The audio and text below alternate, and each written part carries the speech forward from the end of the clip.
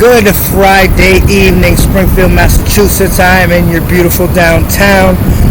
This is episode 117 of 413 Sports Talk. My name is Eskeli. Pleasure to be bringing this to you right now from such a beautiful location. It is currently 8:08 p.m. As you know, downtown is about to be lit up. There's about to be people all up and down Worthington Street. Enjoying all the establishments and drinking their sodas and have a good night. First of all, today was a busy day. A lot of running around. I would personally like to say happy birthday to probably my favorite person in the world. I'm sorry, catch myself real quick. My daughter Amira, Serenity Eskeli. Hey baby, happy 11th birthday. Daddy loves you and you're the greatest and you're gonna keep being great and that's why I love you. Yes, so episode 117 we're dedicating to you, Amira. And what I have for everybody is I have some stuff from the NBA draft, the NHL, the MLB as you know, and the Olympics coverage as well. Gold Cup coverage, and I am getting back to first from worst to first as far as the NFL and their offensive lines are concerned. So you do not want to miss it. But it looks like you're here, and if you're here, I appreciate that. Let's get into it. A lot going on last night. A lot of smoke screen. And what I mean by smoke screen is in the Major League Baseball with the trades with Max Scherzer, potentially Bryant and Rizzo, leaving the Chicago Cubs. Dude, it was awesome just to be able to see that this much is swirling around at the trade deadline. And how about the NBA draft last night? That was pretty awesome too. So there's a lot going on last night, and we got it all here. The Dodgers are adding depth as the trade has been announced officially that Danny Duffy, the left-handed phenom of the Kansas City Royals, is now a Los Angeles Dodger. I think this move is good because it fills that hole in the bullpen over there. Lack of pitching or, Clayton Kershaw fucking up, whatever you want to call it. So that's a good move. The SEC, the Southeastern Football Conference, officially invites Texas and Oklahoma to join their conference. Bye-bye Big 12. That's all I can say. And as you know, we'll explain it during the draft, but it is one of my highlights as far as news in the world of sports. Cade Cunningham of the Oklahoma State Cowboys goes number 1 overall to the Detroit Pistons. I'm kind of confused, right, because I thought Detroit was okay. I didn't think they were that sucky. And for people to be throwing the R word around, the rebuild, whatever, that's a bit premature. But I like this guy. I like his size for the position he plays, and I think this is going to beckon forth a new kind of point guard. Or this guy, he can pretty much play all the positions, the 1, 2, 3, 4. But I hear they're going to primarily use him as a point guard, which is crazy. I'm not an NBA GM, but good luck to the Detroit Pistons there with that. Now, moving on to my favorite section of the show, because football's my favorite sport. We have from a worst to first, grading the offensive lines. Today we are on. It's a little treat. I got a couple extra ones for you. Numbers 8 all the way to 4, which means I'm doing my top 3 this weekend. Saturday, Sunday, and we're finishing off first to worst on Monday.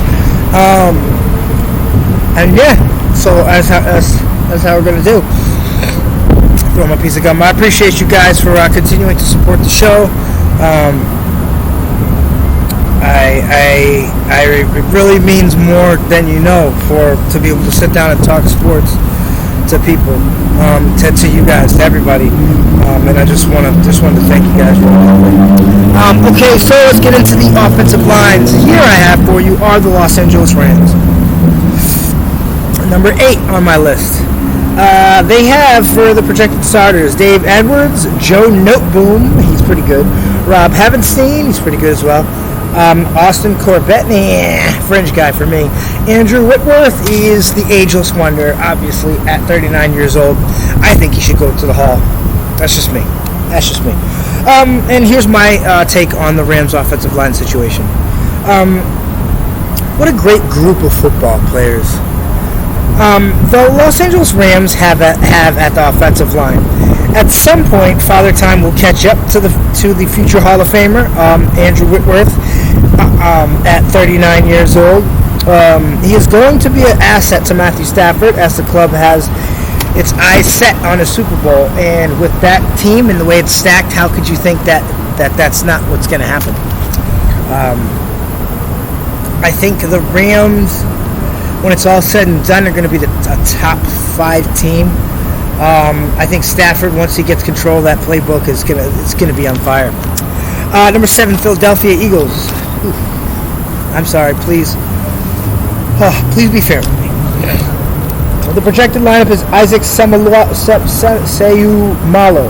Wayne Johnson, Brandon Brooks, Jordan Mailata, and Jason Kelsey. Jason Kelsey is an all-pro. No need to explain that.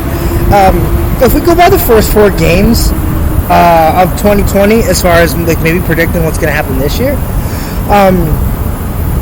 this offensive line looked like there were Pro Bowlers at all 5 holes.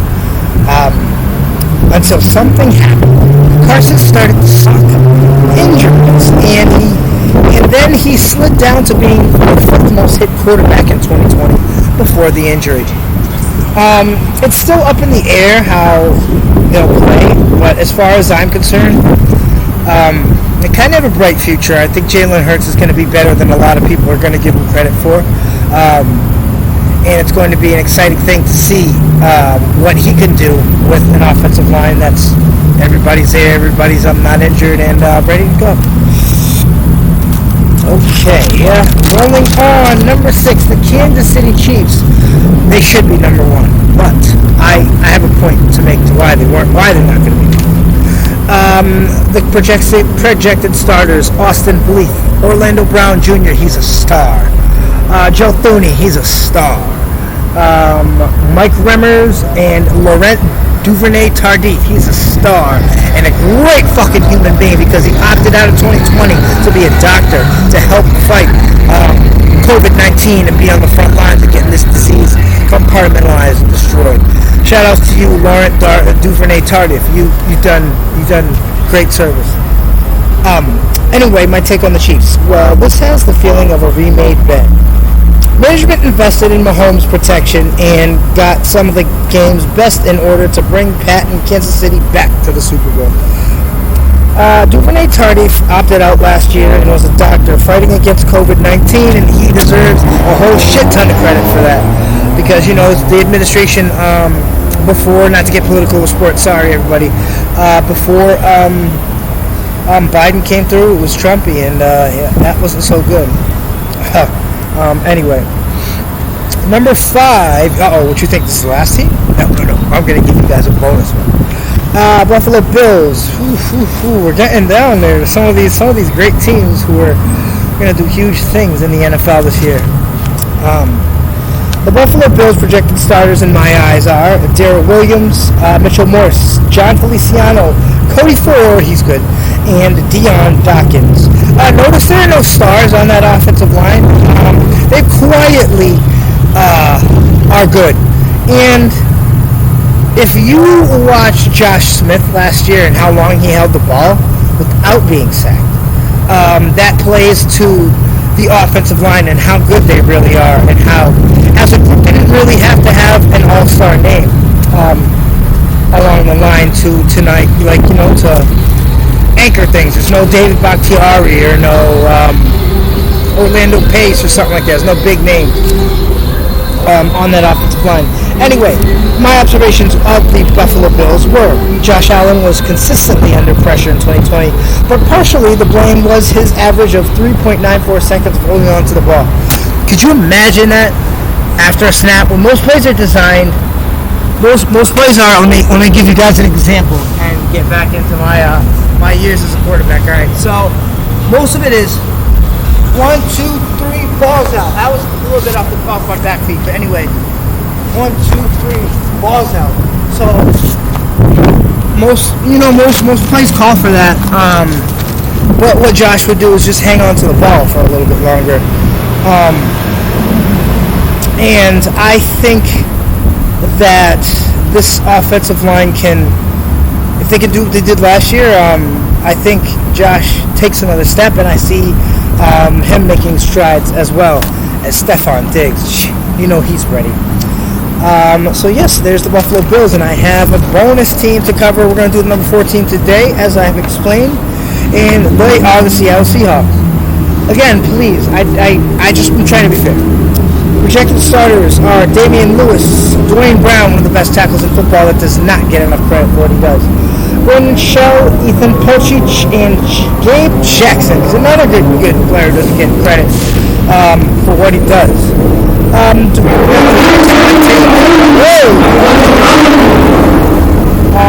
Here's my take on the Seattle Seahawks offensive line, which I got a chance to see a lot because they were on TV, and I watched an hour of film each on these teams.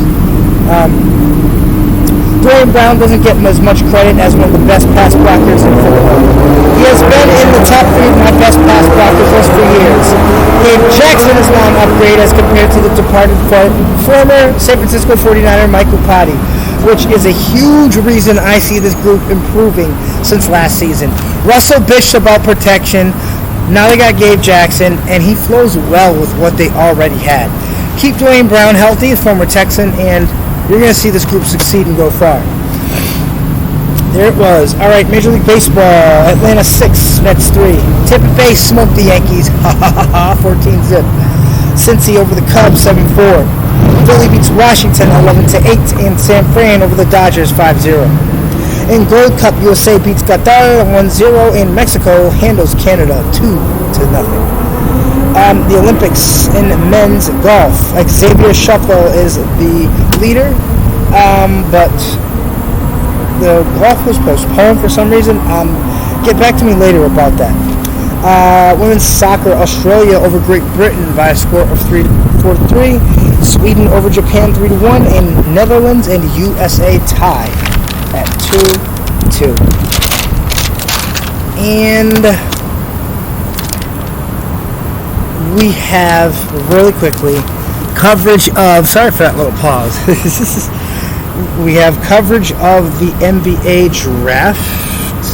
I kind of didn't want to say this because I bet, but Jokic, his run for a Gold Slam title is over. He lost, and Kachanov defeated Carreno Busta, who I had $50 on, and completely I shit the bed on those bets.